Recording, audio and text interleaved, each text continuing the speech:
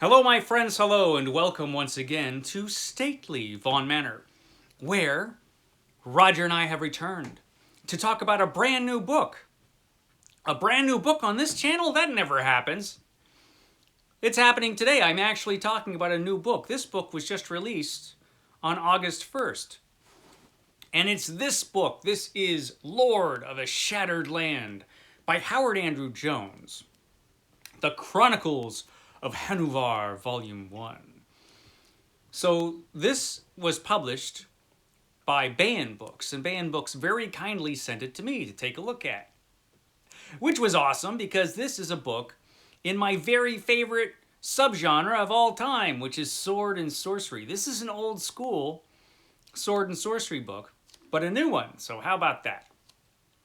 This is written by Howard Andrew Jones. I'd never read anything by Howard Andrew Jones before, so I really wasn't sure what to expect. And to be honest, I'll just be honest here, my hopes were not high. Because, you never know. New fantasy, there's so much of it. You never know what you're going to get. I was very well pleased with this book. So, this is a really interesting book, actually, for a number of reasons.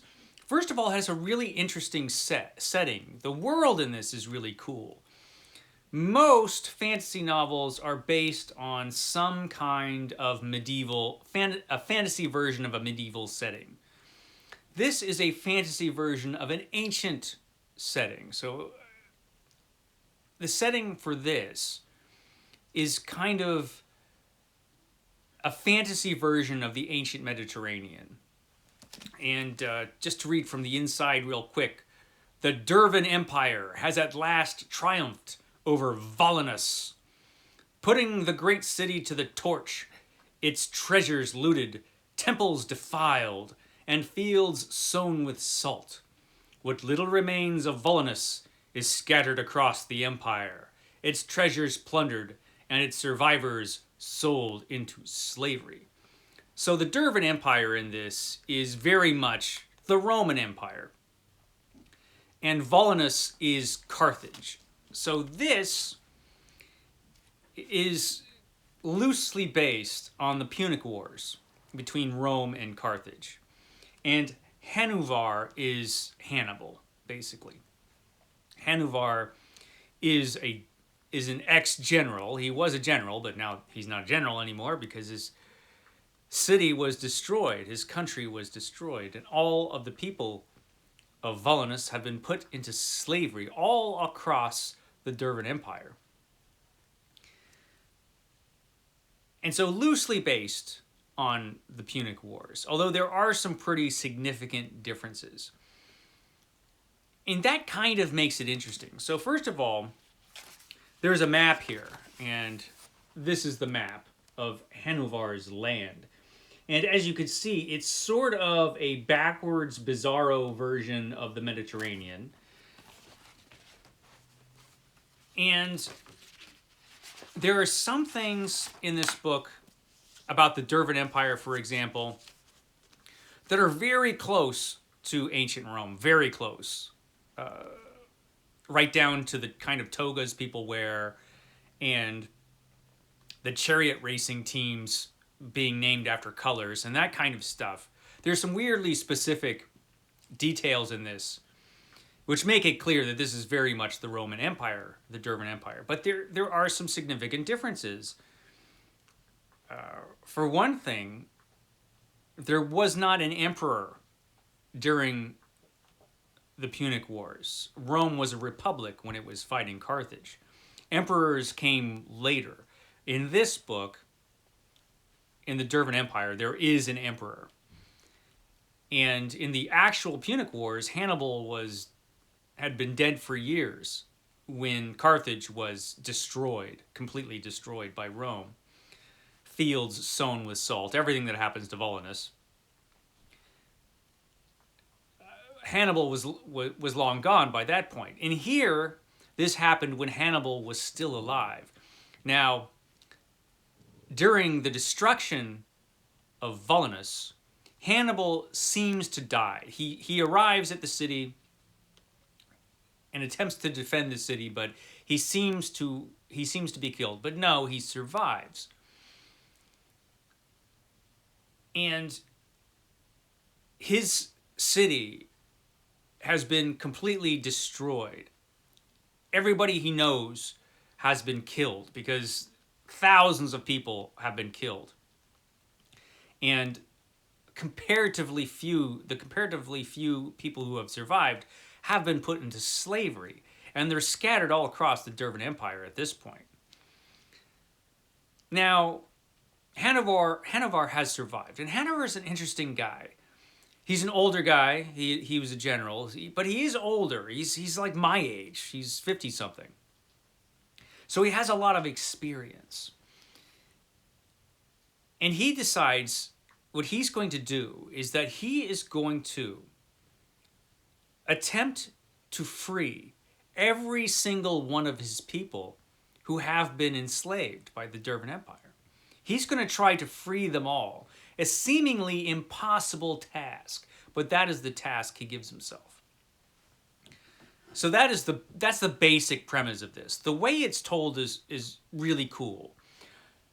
A lot of sword and sorcery, classic sword and sorcery, a lot of those were short stories. And a lot of times when you read older sword and sorcery books, they're a collection of short stories or novellas that have been put into one volume.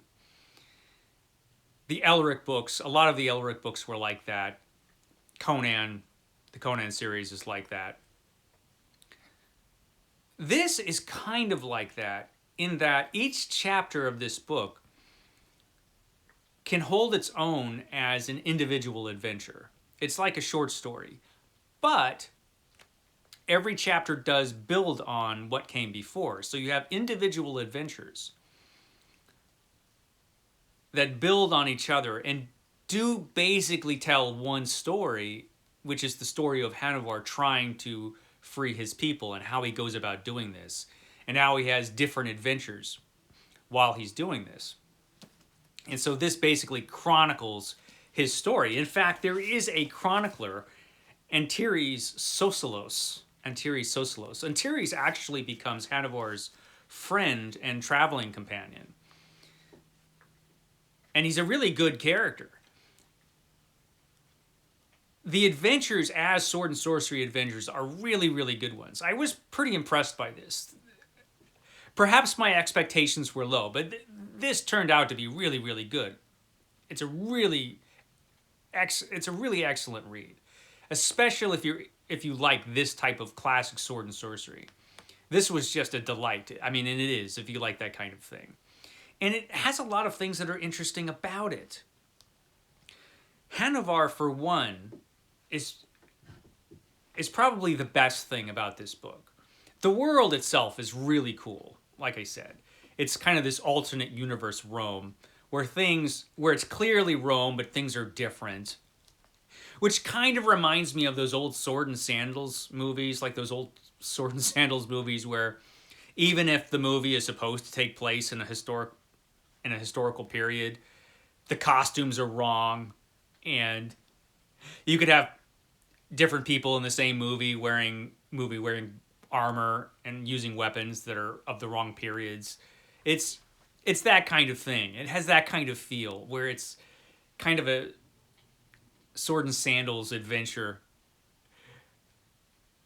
where everything's kind of like Rome but different, including a lot of strange creatures and supernatural adventures and dark magic. There's magic in this, but like the best sword and sorcery, in my opinion, the magic is kind of scary. Usually when magic shows up, it's not a good thing. And one thing Howard Andrew Jones is really good at is kind of giving a lot of these stories kind of a horror feel. The supernatural is serious business in this when it shows up. And he's got a good grasp of that. He's also got a good grasp of action, which you really need in this kind of story. He doesn't write action, and he doesn't write like Robert E. Howard, for example. That was the one thing I was wondering about when I was going into this. If he was going to try to do kind of like a Robert E. Howard kind of pastiche kind of thing. But he doesn't. It doesn't. It doesn't flow as smoothly as Howard stories do. It's not as immediately immersive as Howard stories are. But it's really excellent, and he has a more modern style, but it is a fast moving style with, the action moves at a good clip. Things happen in these stories. And the character of Hanover is just so cool because we have a character here who, unlike a lot of sword and sorcery heroes, is genuinely a noble, decent guy. He's an experienced general, like I said, but he's a decent person. And in a genre which is overflowing with anti-heroes, it's kind of nice, actually, just to, for a change, get a character who is truly good and truly noble and truly selfless. Everything Hanover has done in his whole life has been for his people. He's always doing everything that he does for others, for other people, because he's genuinely a good person. And even when his country has been completely destroyed and all is lost, a lot of other people, if they survived that, would just kind of like go off somewhere, retire, and live quietly. Not Hanover. He still is going to risk his life and probably die. He expects he's not going to survive this mission he gives himself. He's still working to the benefit of his people, and every choice that he makes in this book, he makes for others. He's always thinking, how can I help my people? How can I save them? I have an impossible mission, but how could I actually pull it off? And that's cool, because like I said, that's not something you always get in Sword and Sorcery, which is full of anti-heroes, like I said. He is kind of like the opposite of, say, Kane from Carl Edward Wagner's Kane series, which is a brilliant series, probably the darkest Sword and Sorcery series of all time. But Kane, well, he's kind of a terrible person in Carl Edward Wagner's stories. Completely selfish. Every decision Kane makes, or most every decision, it's usually based on self-interest. And even when he does do something to help others, it's kind of hard to forget all the terrible stuff that he does and will do. Great series, but Kane is not a guy you're ever going to root for. You're going to be rooting for Hanover the whole time. In the beginning, it takes a few pages. It takes basically the whole of the first chapter, the first story, to really get into it, I think, and really kind of figure out Hanover's world and who this guy is and what his mission is.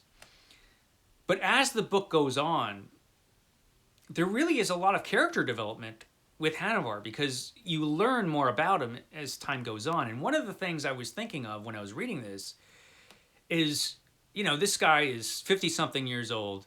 He's just fought for years against the Dervan Empire. He's had a ton of adventures, including the final destruction of his city. And I'm like, I want to see all that. I want to read about that. And you do get some of that, but it's kind of spaced out. As this book goes on, you do get some of his memories and some flashbacks to before the destruction of his city.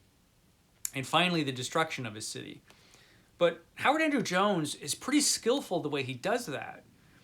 Because by the time you get to the point where you have the flashback of what actually happens to Hanover's homeland, you know this character pretty well. You know Hanover, and you're completely on his side because he wins you over. And the scene, those flashback scenes, have so much more of an emotional punch than they would if you got it at the beginning. Now you know this guy. You know what kind of person he is. And then you find out all the stuff that he had gone through before towards, as the story goes on and towards the end of the story. And it's just really well done because by then you're invested. And like I said, that has more of an emotional heft to it. And it's a more powerful experience reading it at that point than it would have been earlier in the story. It was pretty well done, that whole bit. And Hanover is interesting just because of his age and his experience too.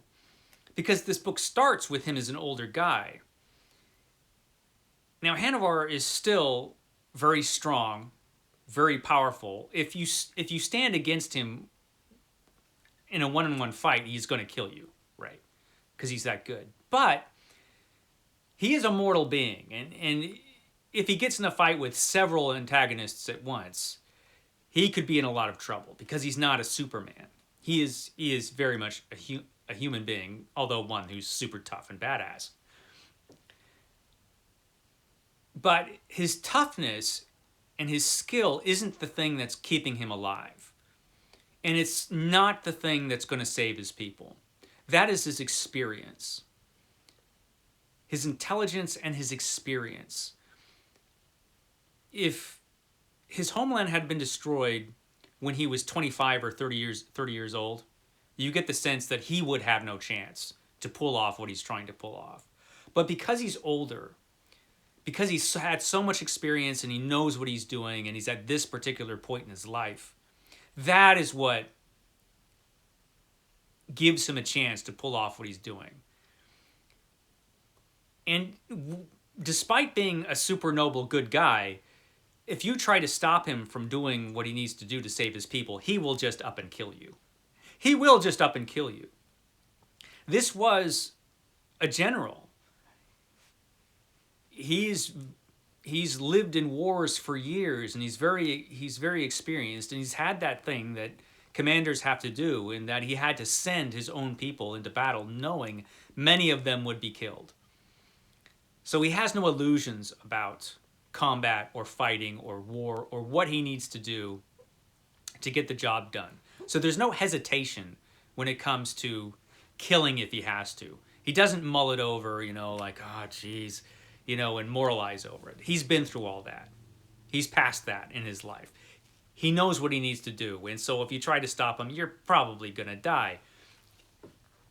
There's just so much that's interesting about this character. Really a refreshing character. Really interesting. And there's so many good things about the stories. The horrors in the stories, the action, the plots of the individual stories are really interesting. A lot of cool stuff happens, but it's Hanover that is the real reason to read this, I think. And it's definitely the reason you're going to want to read more of his adventures. Because one thing that you have to give Howard Andrew Jones credit for in this, I think, is that at this point, it's not a sure thing that he's going to succeed, in this mission. This could very much end up being a series with a tragic ending, where Hanover does all he can, and maybe he saves some of his people, but ultimately he could fail. You don't know at this point, and I could very much see that happening. I could see that being the ending to this. So we'll see. We'll see as the series goes on, but I'm pretty happy with this, actually. It was a great book to read. Excellent sword and sorcery. If you like sword and sorcery, if you like old school sword and sorcery like I do, yeah, this turned out to be pretty darn good. So I guess that's all I have to say about it. Lord of a Shattered Land by Howard Andrew Jones, published by Baen Books. It's available now. There you go. I will catch you next time.